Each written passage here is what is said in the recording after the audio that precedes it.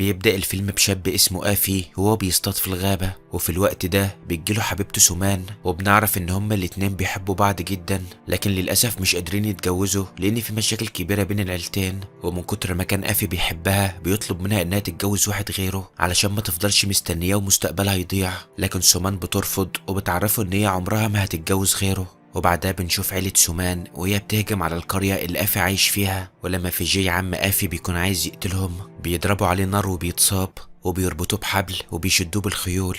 ولما آفي بيسمع صوت ضرب النار وهو راجع من الغابة بيجري بسرعة علشان يروح يشوف في ايه، ولما بيوصل بيلاقي عمه متصاب إصابة خطيرة. ولما بيعرف ان عيلة سومان هي اللي عملت فيه كده بيكون عايز يروح ينتقم منهم، لكن ابوه وامه بيترجوه ان هو ما يندفعش علشان ما يعملش حاجة غلط ويتأذي. ولما منى ام آفي بتشوف سومان بتطلب منها انها تمشي من المكان ده بسرعة لان اهلها لو شافوها عندهم هيقتلوها. وبعدها ابو سومان بيرجع لامه وبيعرفها انهم قدروا يسيبوا واحد لكن اتصاب بس وما ماتش، وامه بتكون متضايقة جدا وبيكون نفسها انها تخلص من العيلة دي كلها، وده لان كان في طار قديم بينهم. ولما سومان بترجع وبيسألوها انتوا كنت فين بتعرفهم ان هي كانت مع آفي، وبتقول لهم انها ملهاش اي دعوة بالعداوة اللي بينكم، وبتأكد لهم انها عمرها ما هتتجوز غيره. ولما جدتها بتكلمها سومان بتشتمها وابوها بيتنرفز عليها وبيقوم يضربها. وبعدها بنشوف أجاي ابو آفي وهو قاعد مع اخوه الكبير وبيعرفه ان هو يسيب القرية ويهرب، وده لانه مش عايز يدخل مراته وابنه في حاجة هو ملوش دخل فيها.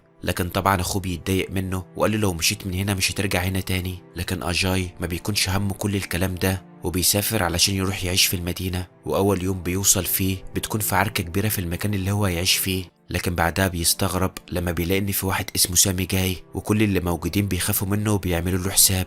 وبعد ما بيمشي كل الناس اللي كانت عامله مشكله بيروح لأجاي وبيتعرف عليه، وبنعرف ان الناس دي كلها كانت عامله له حساب لانها كانت خايفه من خوشال اخوه ومرضوش ان هم يعارضوا سامي علشان ما يدخلوش مشكله مع خوشال.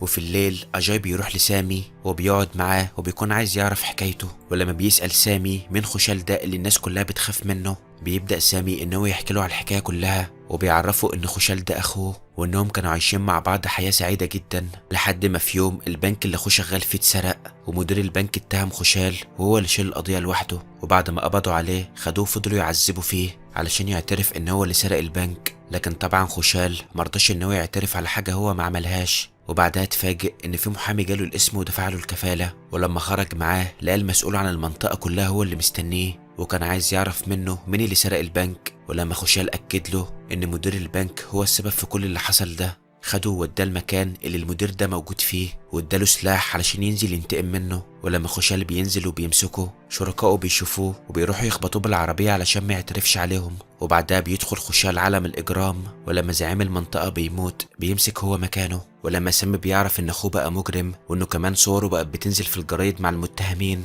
بيقرر ان هو يسيبه ويبعد عنه. ولما خوشال بيعرف بيروح له وبيترجاه ان هو ما يسيبوش ويمشي، وبيبدأ ان هو يفهمه ان هو ما اختارش السكة اللي هو مشي فيها، ولو ما كانش عمل كده كان زمانه هيكون في السجن دلوقتي في حاجة هو ما عملهاش. لكن سامي ما بيكونش فارق معاه كل كلام اخوه وما كانش شايف قدامه غير مجرم، وبيعرفه ان هو مش عايز يشوفه تاني وبيسيبه وبيمشي. وبعدها بيروح لجيني البنت اللي هو بيحبها وبيطلب منها انهم يتجوزوا، ولما بيتوافق بيتجوزوا فعلا على طول.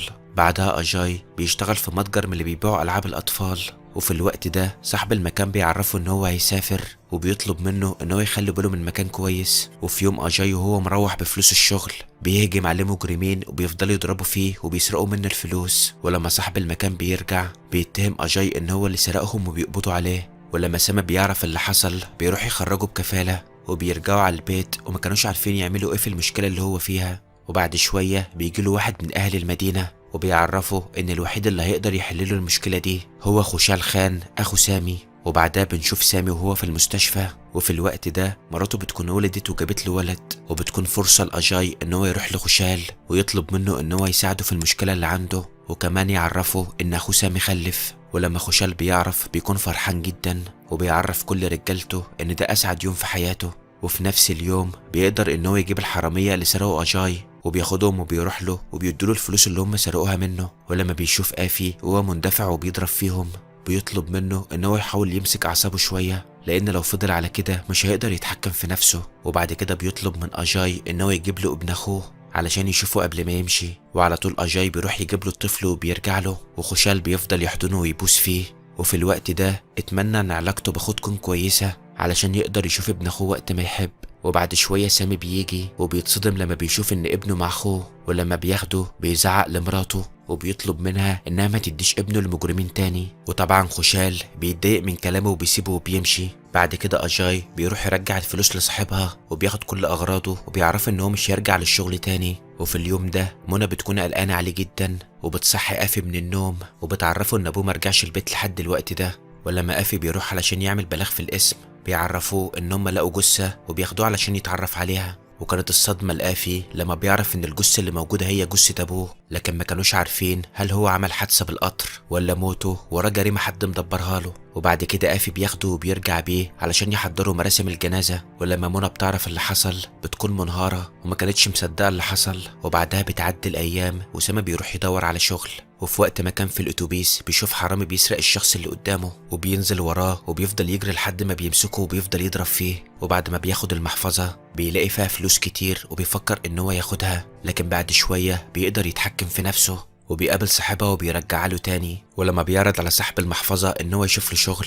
بيعتذر له وبيديله مكافأة مالية علشان قدر يرجع له المحفظة تاني. ولما بيرجع بيقابل واحد اسمه باكيا وبيطلب منه ان هو يشوف له شغل علشان يصرف على امه. وباكيا بيعرفه ان هو مستعد يشغله معاه، لكن بيطلع ان باكيا هو كمان شغال حرامي. وللأسف بيقدر يقنع آفي ان هو يشتغل معاه. وفي الاول آفي بيحس ان الموضوع سهل، واول محفظة بيسرقها بتكون مليانة فلوس وكان امر طبيعي ان هو يطمع. لكن تاني مرة بيتكشف والناس كلها بتضرب فيهم لحد ما بيتقبض عليهم. وبعد شوية خوشال بيبعت المحامي بتاعه بيطلعهم بكفالة، والمحامي بياخدهم وبيروحوا له. وخوشال بيعرفه ان هو ساعده علشان خاطر ابوه وعلشان امه ما يجرالهاش حاجة لما تعرف ان ابنها حرامي. وبيطلب منه ان هو ما يمشيش في السكة دي تاني لان المرة الجاية هو اللي هيعاقبه بنفسه. بس الغريب ان لما خوشال عرض عليه فلوس آفي مرضاش ياخدهم وطلب منه ان هو يدعيله وسابه ومشي. ولما بيرجع البيت بيعرف امه ان هو جعان، ومنى ما بترضاش تعرفه ان مفيش اكل ولا فلوس في البيت. وبتروح لجيني مرات سامي وبتطلب منها انها تديلها اكل، وبعدها بترجع بالاكل تاني وبتاكله وبتنام هي من غير ما تاكل. وبعد شوية آفي بيطلع وبيسمع جيني وهي بتتكلم وبيعرف ان امه خدت منها اكل علشان تاكله. ولما بيعرف ان امه نامت حتى من غير ما تاكل فكر ان هو يرجع للسرقة تاني. بس لما رجع يطلب من اللي كانوا بيسرقوا معاه ان هم يرجعوا للشغل تاني كلهم كانوا خايفين من خوشال ورفضوا ان هم يروحوا معاه. وبعد كده خوشال بيروح لوحده وبيشوف واحد وهو بياكل وبيعرف ان هو معاه فلوس كتير. وبعد شوية بيلاقي باكيا اللي كان بيسرق معاه جايله وبيعرف ان هو ما قدرش يسيبه لوحده. وبعد كده بيمشوا هما الاتنين ورا الشخص ده علشان يسرقوه. ولما بيقربوا منه بتبدأ العركة بينهم وبيفضلوا يضربوا في بعض، لكن للأسف آفي ما بيقدرش ان هو يتحكم في أعصابه وبيقتل الشخص اللي كان بيتعارك معاه. وكانت الصدمة ليه لما بيكي يعرفوا ان الشخص اللي قتله ده يبقى ظابط، وما كانش قدامهم في الوقت ده غير ان هم يروحوا لخوشال علشان يشوف لآفي حل في المصيبة اللي هو وقع فيها. ولما خوشال بيعرف اللي حصل ما كانش عارف يعمل ايه، وقال له انا ما اقدرش اتخلى عنك علشان خاطر ابوك، وعلشان عارف ان امك لو عرفت اللي انت عملته ده ممكن يحصل لها حاجة، وفي نفس الوقت ما اقدرش ان انا اتستر على مجرم وخالف القانون. وبيطلب منه ان هو يرجع للقرية اللي كان عايش فيها في الاول لحد ما يلاقي حل للموضوع ده. وبعدها سومان بتعرف ان هو رجع للقرية تاني وطبعا بتكون فرحانة وبتروح له لحد البيت. ولما ام آفي بتشوفها بتطلب منها تاني ان هي تمشي من المكان ده علشان ما تسبب لهمش مشاكل، لكن بعدها بتطلع للمكان اللي آفي بينام فيه وآفي بيضعف قدام جمالها وبيتجوزوا. وتاني يوم ابوها بيفضل يدور عليها لحد ما بيعرف ان هي عند آفي في البيت. وكانت الصدمة لمنى لما بتعرف منها ان هي اتجوزت آفي من غير حتى ما ياخدوا رأيها. وبعدها ابوها ورجالته بياخدوها وآفي بيكون مستنوهم في الطريق وبيفضل يضرب عليهم نار وبيقتل فيهم كتير، لكن لما بيجي يقتل ابوها سومان بتترجاه ان هو ما يأذوهوش وبيسيبه يمشي. وما كانش قدام آفي في الوقت ده غير ان هو يرجع تاني المدينة. واول لما بيوصل خوشال بيبعت له رجالته، ولما سامي بيشوفهم بيستغرب ان آفي على علاقة بيهم. ولما بياخدوه بيروح الخوشال قرر ان هو يخلي آفي واحد من رجالته، وكان معجب بشجاعته جدا ومهارته في استخدام السلاح.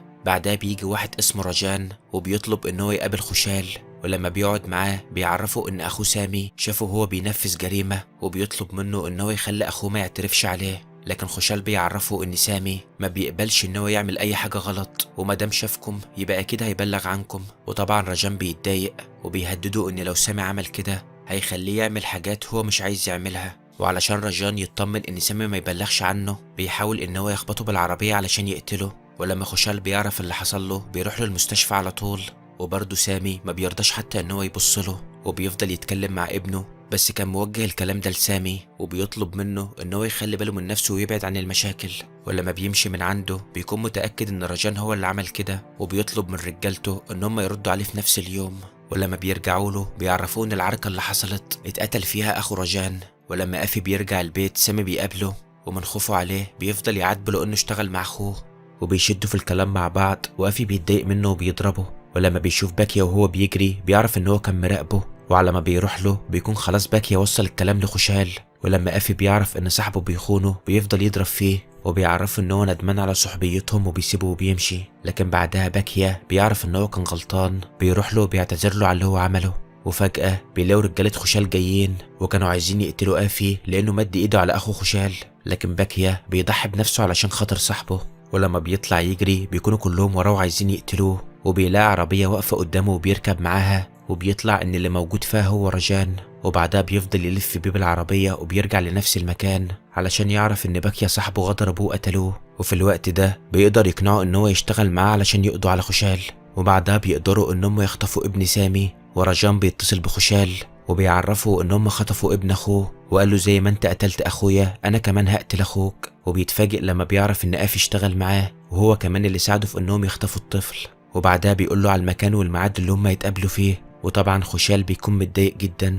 وفي الوقت ده ما كانش قدامه غير ان هم يخطفوا سومان علشان يجبروا افي ان هو يرجع لهم الطفل، لكن اللي بيقف لها في الوقت ده علشان ينقذها هو سامي. وعلشان يجبرهم ان هم يسيبوها بياخد منهم سلاح وبيهددهم ان هو هيقتل نفسه لو فكروا ان هم ياخدوها ويمشوا. وطبعا ما كانش قدامهم غير ان هم يسيبوها ويمشوا. ولما بيرجعوا له بيحكوا له على اللي حصل، خشال ما كانش قدامه غير ان هو يروح لرجان بنفسه ويحاول ان هو يرجع ابن اخوه من غير ما يتأذي. بعدها افي بيرجع البيت علشان يطمن على امه ومراته، لكن لما بيعرف اللي حصل بيتفاجئ ان سامي وقف جنب مراته وساعدها على الرغم من كل اللي عمله فيه. وبعدها بنشوف قوات الشرطة وهم قاعدين يجهزوا الخطة اللي هيقبضوا بقى على خشال.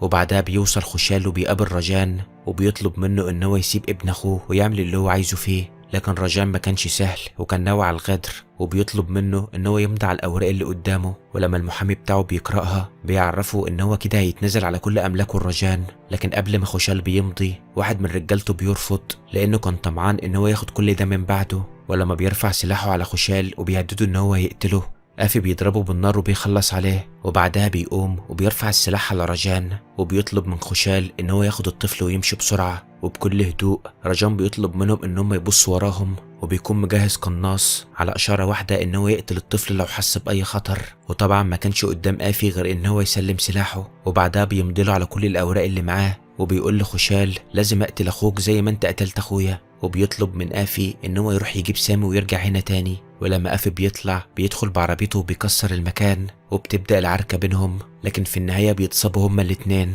وبعدها بيقدروا ان هم ياخدوا الطفل ويهربوا، لكن اول لما بيطلعوا بتكون الشرطة مستنياهم وبتجري وراهم. وافي بينط من العربية علشان يحاول يعطل قوات الشرطة، لكن الشرطة بتطلع اذكى منهم وبتقسم نفسها لمجموعتين. وافي بيطلع يجري لحد ما بيلاقي محل قدامه وبيدخله، وبعدها بيضرب عليهم نار وبيقتل منهم واحد. والشرطة بتكون محاصرة من جميع الاتجاهات، ولانهم كانوا عايزين ينتقموا منه لانه قتل ضابط منهم قبل كده، بيفكروا انهم يجيبوا امه ومراته علشان يجبروه ان هو يسلم نفسه. وبعدها خشال بيقدر ان هو يروح يسلم الطفل لاخوه. وسامي اول لما بيشوفه وهو متصاب بيكون خايف عليه جدا. وفجأة بيلاقوا قوات الشرطة داخلين عليهم وبيرفعوا على خشال سلاح وبيطلبوا منه ان هو يسلم نفسه، لكن من كتر ما كان خشال بيكرههم بسبب اللي حصل له منهم زمان كان عايز يقتلهم. وسامي بيفضل يترجاه ان هو يسلم نفسه وبيعرفه ان هو محبش حد في حياته قده، لكن خشال كان رافض وكان نفسه ان هو ينتقم منهم كلهم. بس لما بيلاقي سامي مصمم بيعرفه ان هو موافق،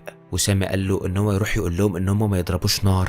واول لما بيبعد عنه خشال بيقوم وبالرشاش اللي معاه بيفضل يقتل فيهم على قد ما بيقدر. وفي نفس الوقت افو هو كمان بيكون عايز يقتلهم، والشرطة بتفضل تضرب عليهم هما الاتنين نار لحد ما بتصفوا. وبعدها سامي بيروح لاخوه وهو بيبكي وما كانش مصدق ان خشال راح منه ومش هيشوفه تاني. وام افو ومراته بيروحوا له وبيكونوا هما الاتنين مصدومين بسبب اللي حصل، وبيخلص الفيلم على كده. لو كنت مكمل معايا لحد الوقت ده فاكيد ملخص الفيلم عجبك، فيا ريت ما تنساش اللايك والاشتراك في القناة علشان تتابع معايا اقوى ملخصات الزمن الجميل. وعلشان اتاكد انك كملت معايا ملخص الفيلم للاخر اكتب لي في التعليقات كلمة بطل، وتحياتي لكل أخ وأخت متابعيني. يلا سلام.